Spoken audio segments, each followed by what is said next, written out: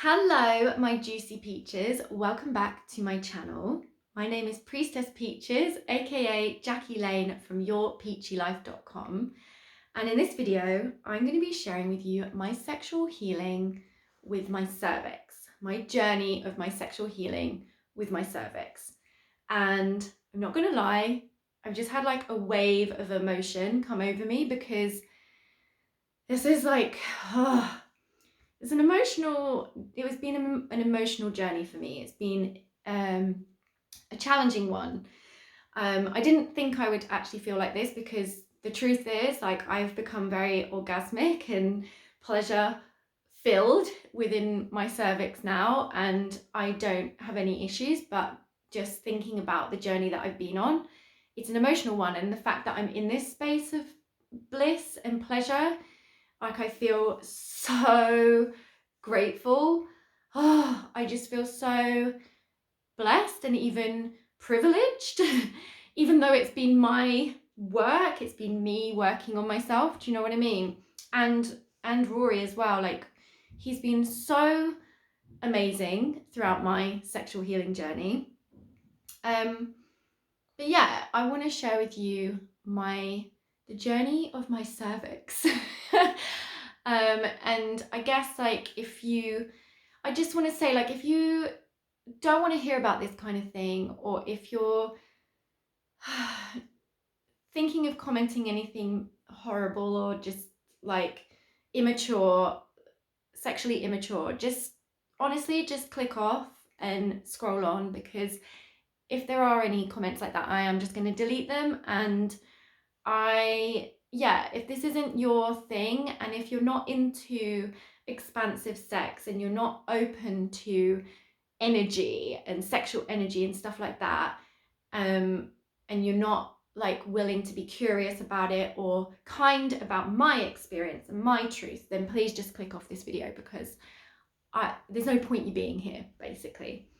So okay, got that out of the way. Because I feel a little bit protective about this, because it's really, really personal. Okay, so I experienced sexual trauma as a child, and I'm sure this is where everything started. This was when I was a very young child. I was between the ages of 3 and 5. I really don't have much memory of that time, but it's something that I have been on a very deep healing journey about. And okay, so that's probably where a lot of things started for me. However, like, I don't know for sure if anything, like, I don't know about my cervix back then. Do you know what I mean? I was a tiny child, so I don't know. But what I do know is that when I, like, later in my life, I decided to be a stripper. And I was very promiscuous. I was taking drugs every day. I was drinking every day. I lived a hedonistic lifestyle of pure debauchery. And I was really, I would say, addicted to sex. Like, it really affected my life, and I would continue. I wouldn't be able to stop, I was just addicted to, I guess, instant gratification. Like, it was a really imbalanced, toxic, wounded expression of pleasure that I was involved in. And, I had a good time as well. Like, I'm not going to lie. There was some very, very magical, amazing, life-changing moments during that journey. And I'm not completely dissing it at all. And I'm not trying to shame anyone who lives that kind of life. I'm just saying that for me, it led to some serious health conditions. And for me as a stripper, I wasn't empowered at all. It was coming from a space of, like, wound within me, fear of lack, like, low self-worth, and it just came from a very wounded space within me. And so my experience of stripping, I deep down was not feeling empowered. I would fool myself into thinking that, but being empowered isn't the same as power battles. And it felt like a power battle the whole time I was a stripper, between like strippers and the customers, you know, and like men and women, and it was this power battle. That's not empowerment, okay? That's not true empowerment. So yeah, I had a toxic relationship with the masculine and with men in my life, and basically I got very, very sick, and I started being sick a lot. I would have a lot of like tonsillitis type things. I would contract STDs. I would be ill all the time. I had the cold sore virus. I then started feeling really, really, really, really bad. And I went for a cervical screening and was told that I have a phase 4 precancerous cells on my cervix. I think it's called like dyskaryosis or something. And it was like at a high stage, like at a high phase, and it scared the crap out of me. It was actually my wake-up call. My body getting sick all the time was a wake-up call to me, but I had started to listen to my body because I simply couldn't continue the partying lifestyle anymore. And so like I had started to listen to my body, and then when I had this diagnosis, like I had a strong guidance come through saying to me, if you carry on like this, you're going to die. Like it was so direct, and it shook me to my core, okay? I don't know why, this is just so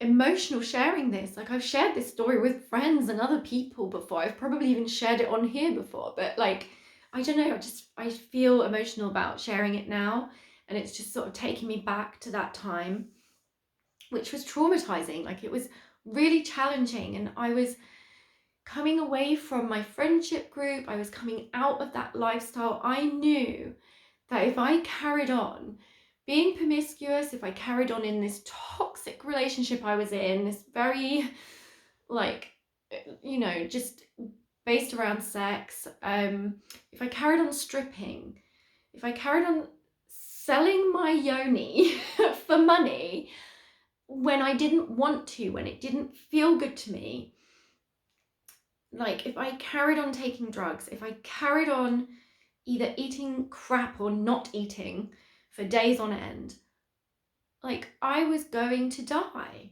one way or another. I just knew deep in my core that if I didn't change, something awful was going to happen. And here's the thing, at the time I was like wanting to go to Australia. Just before this, I was wanting to go to Australia with one of my friends, and I was like, I really wanted to go with her. And like the truth is, one of the main reasons that I wanted to go to Australia, call me crazy, is because I wanted to try crystal meth. And it's really big out there, it's really common, and I had some friends that I used to hang out with that were Australian and gone back to Australia, and they were all doing it, and I wanted to try it with them. Like I wanted to go and be part of that experience. That's literally around that time is when I got this diagnosis. And so it changed my life, and I decided, there's so much more I could say in this, but I decided to go to Thailand. I needed to get away from everything. I needed to get away from my friends. I needed to get away from drugs. I needed to get away from stripping. I needed some sunshine and to go on holiday. I needed to do some freaking soul searching and figure out what the heck I'm going to do with my life and who I want to be. Like I was so unconscious for so long. Oh, this is going to be quite a long story time, folks, so I hope that's okay. Thank you for listening, by the way. Like, I really do appreciate it. I don't know why. I'm just like, I just do. I really appreciate you listening to me telling you about this. Like, it just feels really good to share this, even though I'm scared. So yeah, I went to Thailand. I had a spiritual awakening, and I started to change my life. When I got back to the UK, I enrolled at the College of Naturopathic Medicine in London. I wanted to learn about natural healing. It was mainly for myself. I'd started detoxing. I met Rory like a year later, and okay, basically I was detoxing. I was having what at the time was called blended salads, and I cut out, this was before I was vegan, I had cut out all meat. I was detoxing. I was basically just nourishing myself with lots of vegetables and fruits, and I went back to go and have another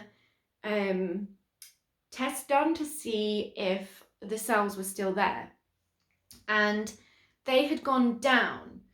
Like, they had minimized, and since then I discovered they'd gone down from that stage, that phase 4, back down to stage 2.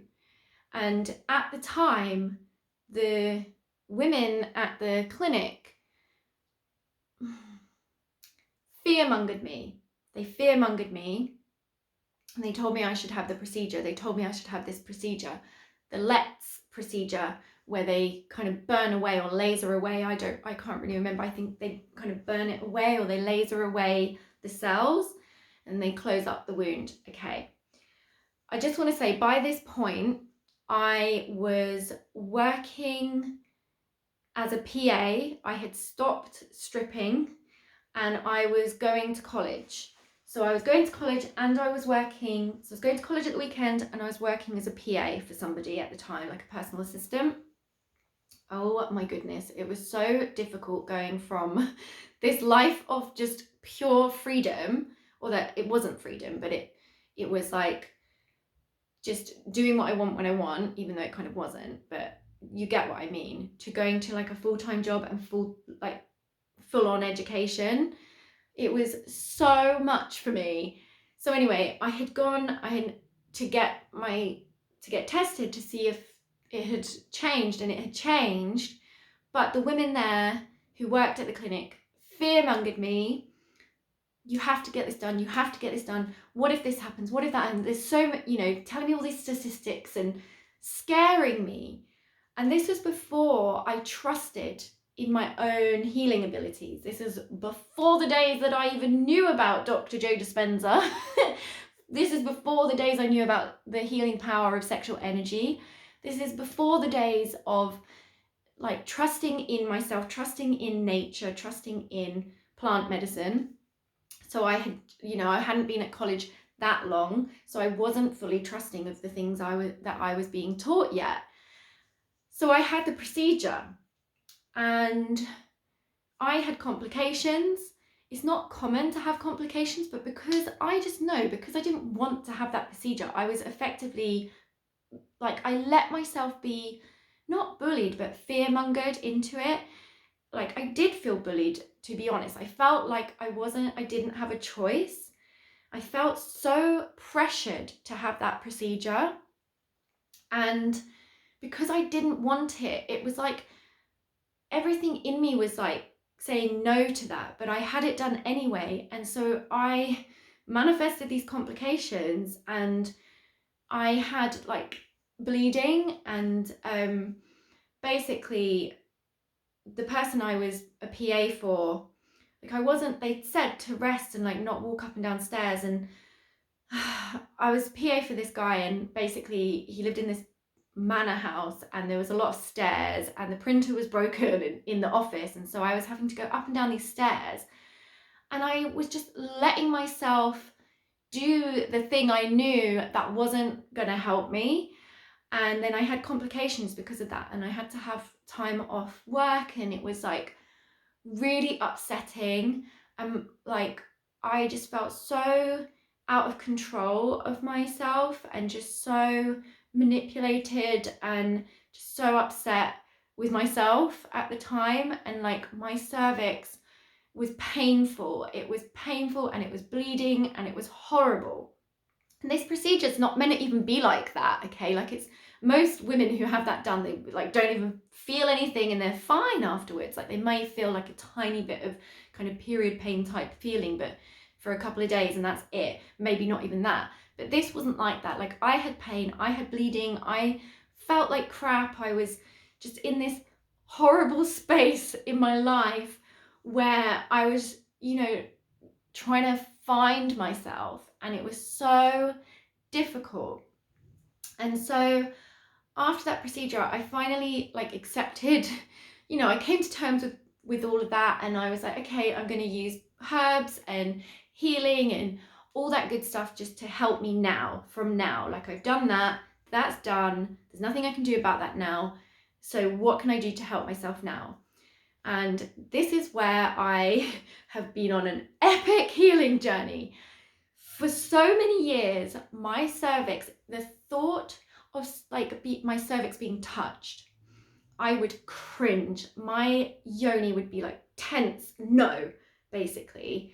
And during lovemaking with my partner or self-pleasuring, if like accidentally I was to touch that area, I would feel just pain and I would want to cry and I would feel like cringy. It would be like,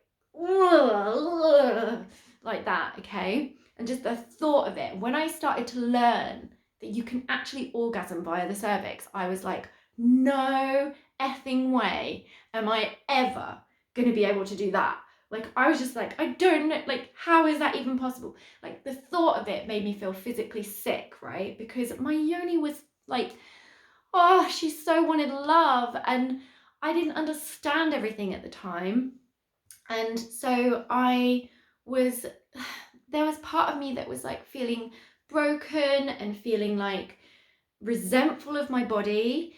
And I still wasn't like as clued up as I am now about healing and, the power of your mind and sex magic and tantra and sexual healing and all of that. So for a very, very long time, I had real issues with my cervix. Like, me and my cervix, we did not get on, okay?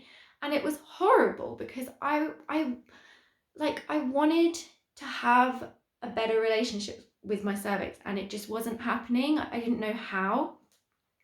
So I took courses, not just about my cervix, but I took the Jade Egg course, I took Master Lovers course, I took Coming Together course. I went on my own healing journey. I started using the Jade Egg, I started using the Yoni one, I started doing de-armoring practices, I started vaginal reflexology. I taught myself, and through learning, reading, taking courses, working with people directly, going to workshops, trainings, all of that. And I started to, my yoni started to trust me, and I started to trust my yoni, and I started to love my yoni. I started to connect with my yoni, and things started to change. And I didn't put any pressure on my cervix, as in like emotional pressure, if that makes sense. I just let it be, and I decided to take the pressure off, like, because I really wanted, like, when you really want something to happen, like you want to experience something, like you really want to heal, I really wanted to heal, and I really wanted to, like, once I knew that cervical orgasm was possible, I really wanted to like do it and try it. But that was not the way to go about it. And if you've watched any of my other videos, you will know that I teach about the masculine and feminine energy, and part of what I teach is how that expresses sexually. And I discovered this through my myself, like my own needs. And I came into this space of just releasing like agenda, releasing any goal. And I just was focusing on, just being curious about my own sexual healing. And I practiced all these different practices, and I practiced all these things with Rory as well. And it's when I started using a rose quartz Yoni wand, I started to de-armor. There's a thing called de-armoring. I started to de-armor my cervix. So I started to very gently touch that area with the rose quartz wand, and also with my fingers.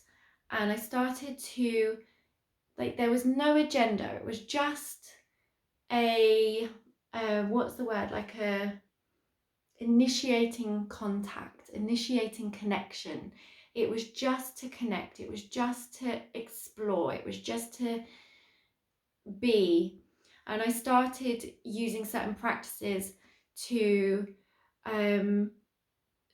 build that trust between me and my cervix, and to like release the tension and the trauma that's been trapped in there. My oh my, I had some trauma releases where I would shake, vigorously shake, like my whole body would shake because I was releasing trauma. So many memories of things came up for me, and I would cry like during these practices with myself, and sometimes with Rory as well. I would sob. I had so much trauma trapped there, and just past experiences with men, and past experiences like at cervical screenings and things like that. It just all came up and out. It all came up and out. And each time my yoni would open to me more, and to Rory. Each time my cervix would feel better, and I would feel this loving energy and just this relationship with my cervix, this loving relationship that I'd wanted for so long. And then I, without trying to have a cervical orgasm, my cervix started to become very pleasure filled, and it started to feel good to touch there. It started to feel, there was no pain anymore. There was no pain. There was no tension. There was no cringing. It was this openness. It was this invitation. It was this yes. It was this I'm ready.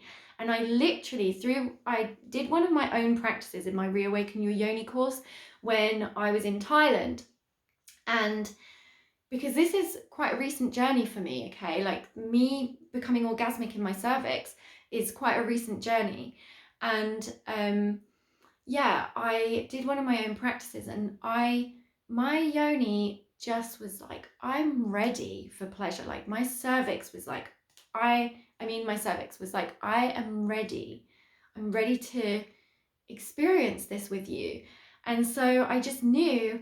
And then, without that being the agenda, like, my intention was just to connect with myself, to explore my yoni as always. And I experienced my first cervical orgasm, and it was like a intense, prolonged orgasm. I feel like this is just the beginning, because your cervix in vaginal reflexology is very much connected with your heart space. Like, it's at the heart space. And you, in sacred sexuality, I've read, sorry, I just burped a bit then.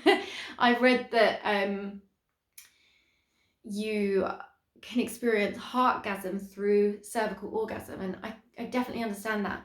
I haven't experienced that yet, but I definitely experienced cervical orgasm. And I now, like, my yoni feels, it's like desire, sexual desire. My yoni feels open. My cervix feels sexual desire, and my cervix feels open.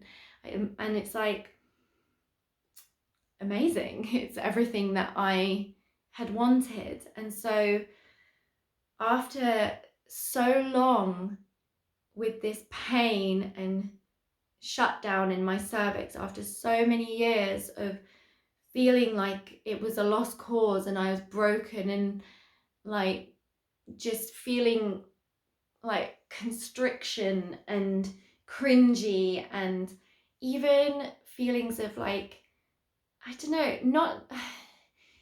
not necessarily just, it was not necessarily disgust, but it was like just cringy about it. I can't think of the word, but I would just feel like, oh no, like don't even go there.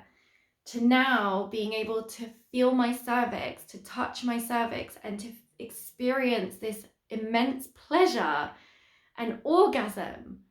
Ah, I'm just like, yes! It's amazing. And I know that if this is available for me, and if I can experience this, that other women most definitely can too. Even if you've experienced trauma, even if you've had procedures, even if you've had traumatic birthing experiences, even if you've, you know, had a sickness and disease in that area of your body, your natural state is pleasure. And when you practice Tantra, when you practice Shakti sex, when you practice sacred sexuality, when you practice sex magic, and when you practice sexual healing practices, you... What was I saying? What was I just saying? Hold on. That's really weird because it's just gone out of my head what I wanted to say. Even if you've experienced trauma, when you practice those things that I just said, your natural state is pleasure, and you allow it to emerge. You don't force it to happen. You don't make it happen. You don't push it to happen. You don't make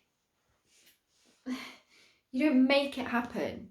You don't act, you don't make, you don't get it to happen. It naturally and organically emerges with you, for you.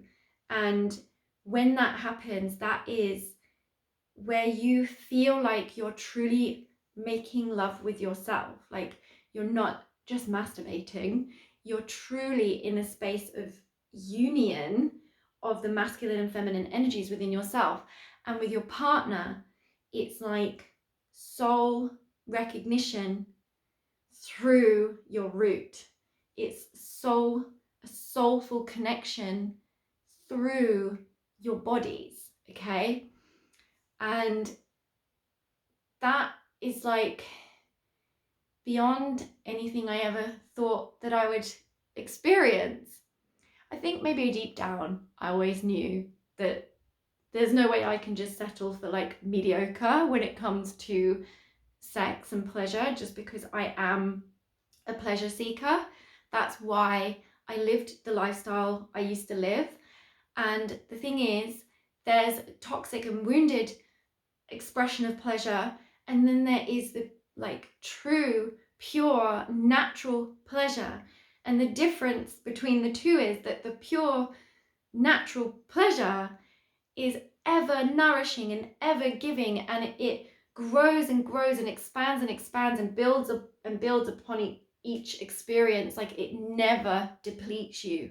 It never depletes you. It heals you, and it like elevates you infinitely, and it keeps on keeping on.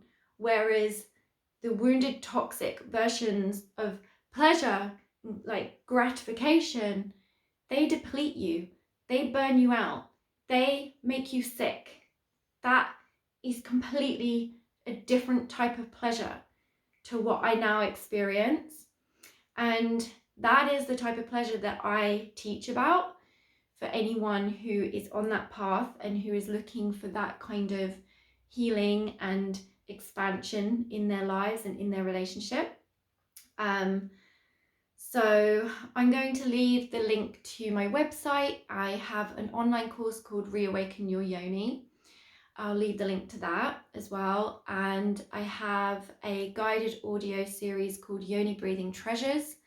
Like if you're just starting out on this journey, or even if you're not, I use them all the time, my own guided practices. But these are really good if you're just starting out. And then you can work with me one-to-one. in my private coaching and healing programs. So just if you want that, then well, I'll leave the link to my website and my Facebook in the description box.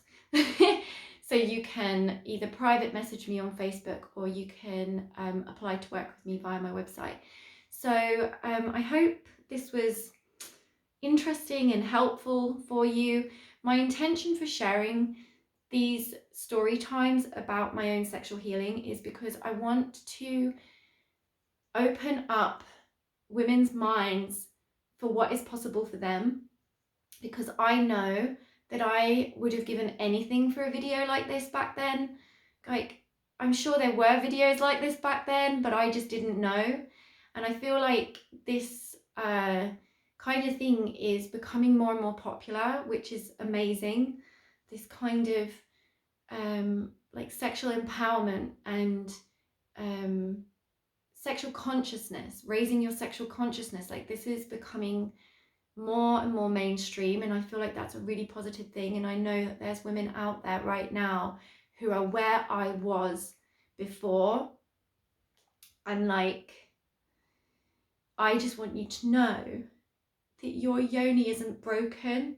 You are innately a sexual, sensual being full of pleasure and bliss, and there are ways for you to allow that pleasure and bliss to emerge. There are ways that are nourishing and healing and kind and gentle to you, your emotional body, your energetic body, your physical body, and your sexual body, and psychologically as well.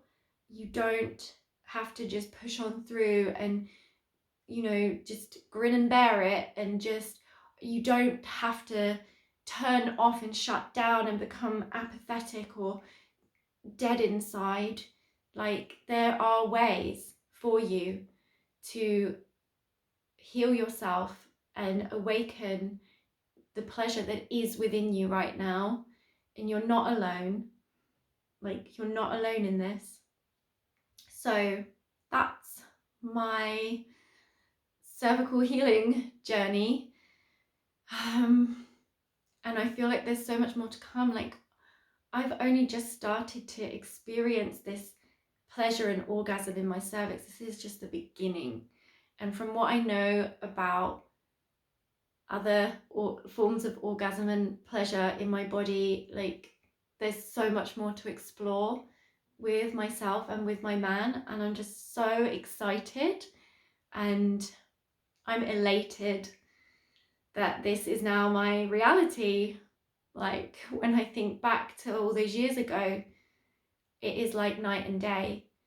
Okay, I'm going to shut up now. This is really long. I love you lots. Thank you so much for watching if you got to the end. And if you want to hear more of these type of story times, please give this video a thumbs up, so I know that this is something that you want to hear about. And yeah, if you liked this video, give it a thumbs up. Feel free to leave a comment.